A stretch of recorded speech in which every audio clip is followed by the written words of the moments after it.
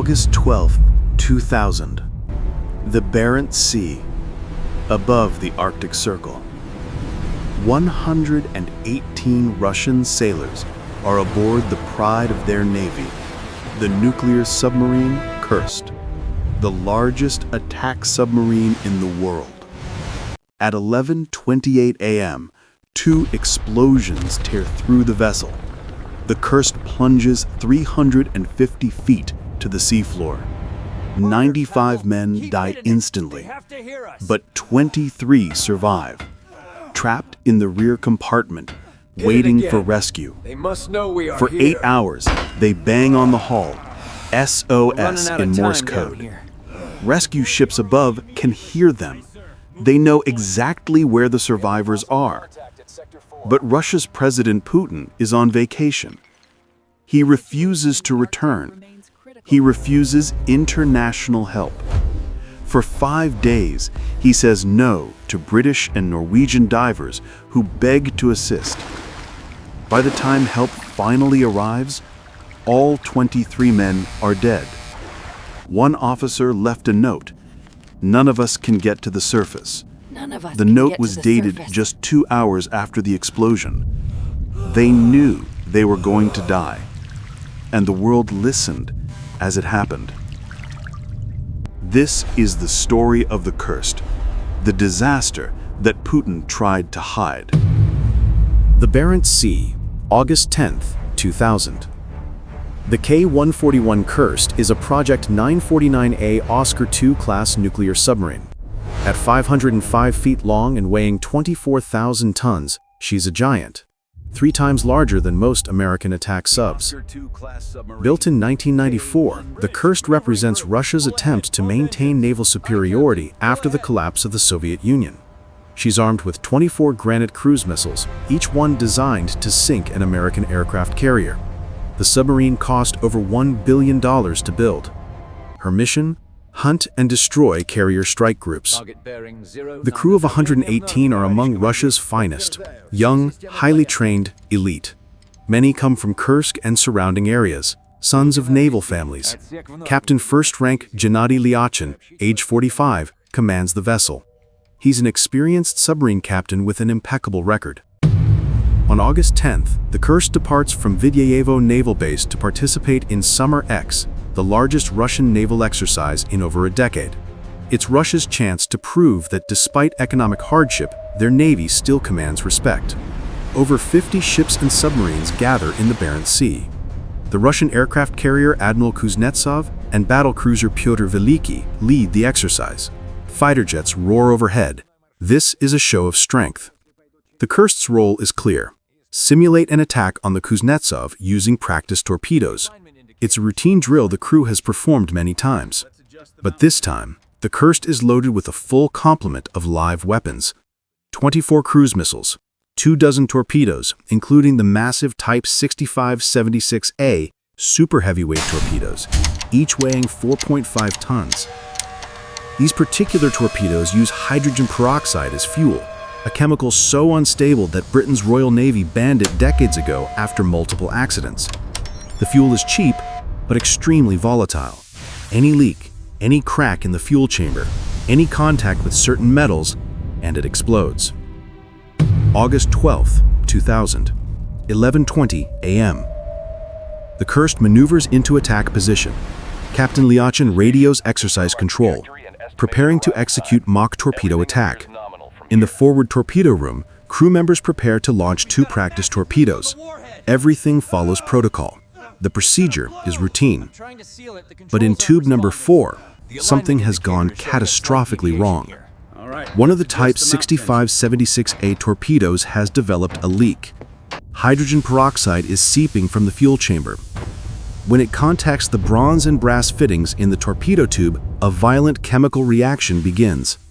The crew in the torpedo room have seconds to react. At 11:28 a.m., the first explosion rips through the forward compartment. The blast is equivalent to 220 pounds of TNT. It registers 2.2 on seismometers across northern Europe. On the battlecruiser Pyotr Veliki, 12 miles away, sailors feel the ship shake. Inside the Kursk, The forward torpedo room becomes an inferno. The explosion kills most of the men there instantly. Fire spreads, smoke fills compartments. But the worst is yet to come. 2 minutes later, at 11:30 a.m., the fire reaches the other torpedoes. 7 more torpedoes detonate simultaneously. The second explosion is catastrophic, equivalent to 5 tons of TNT. It registers 4.2 on the Richter scale. Seismometers in Alaska detected. The bow of the Kursk is obliterated. A massive hole tears open the front of the submarine. The first 7 compartments flood instantly. 95 men are killed in seconds, either by the blast itself or by the water rushing in. The Kursk's nose dips. She plunges towards the seafloor stern first at a 20-degree angle. At 11:32 a.m., just 4 minutes after the first explosion, the Kursk hits bottom, 350 feet down. The impact is violent. In compartments 8 and 9, the very rear of the submarine, 23 men have survived. Compartment 9, the stern torpedo room. Lieutenant Captain Dmitri Koselnikov and 22 other sailors are alive, but they're trapped. The watertight doors between compartments have sealed automatically. 7 compartments ahead of them are flooded or destroyed. There's no way forward, no way out. Emergency lighting flickers on. The compartment is tilted at a severe angle. Equipment has crashed to the floor. Men are injured, some badly. They can hear water. The submarine is damaged. It's only a matter of time before their compartment floods too. Koselnikov takes command. He's 27 years old, calm, professional. He gathers the men, takes a head count, 23 survivors. Using a hammer, they begin banging on the hull in Morse code. SOS, SOS, SOS. Above them, on the surface, Russian naval vessels detect the explosions. Exercise control loses contact with the Kursk. They know something terrible has happened, but it takes hours for the Russian Navy to organize a response. President Vladimir Putin, just months into his first term, is on vacation in Sochi on the Black Sea. He's informed of the incident. He does not return. He does not cut his vacation short. The Russian Navy scrambles rescue many submarines, but the equipment is old, poorly maintained. The first rescue attempt doesn't happen until Sunday afternoon, more than 24 hours after the sinking. On the seabed, the 23 men wait. They bang on the hull. They know rescue will come. They have to believe it. But in compartment 9, another enemy is closing in.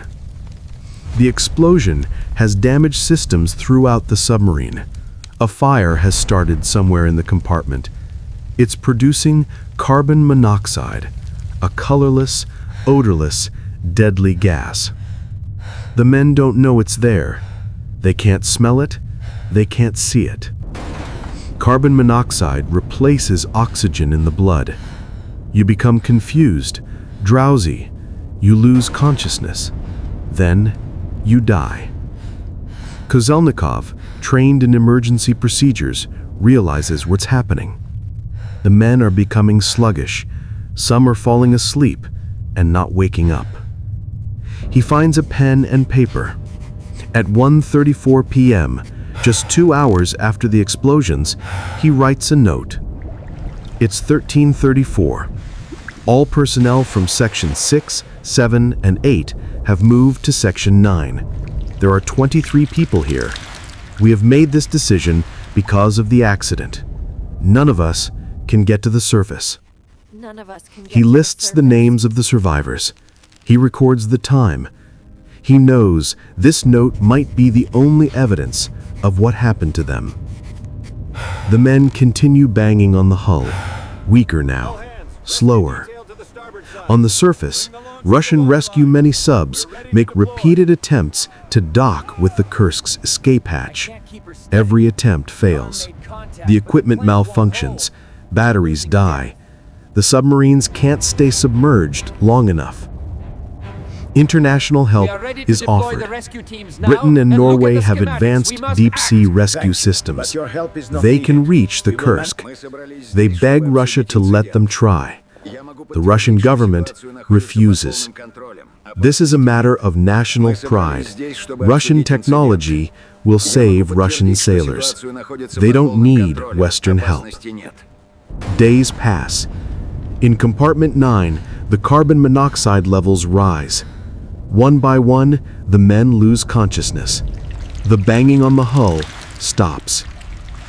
By the evening of August 12th, less than 8 hours after the sinking, all 23 men are dead.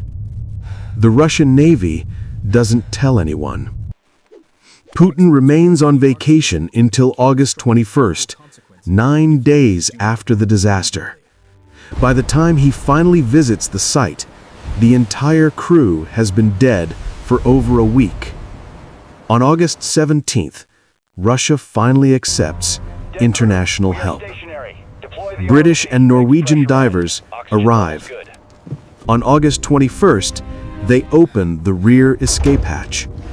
They find 23 bodies, all dead from carbon monoxide poisoning. Some are in sleeping positions. Some still clutch the hammers they used to bang on the hull.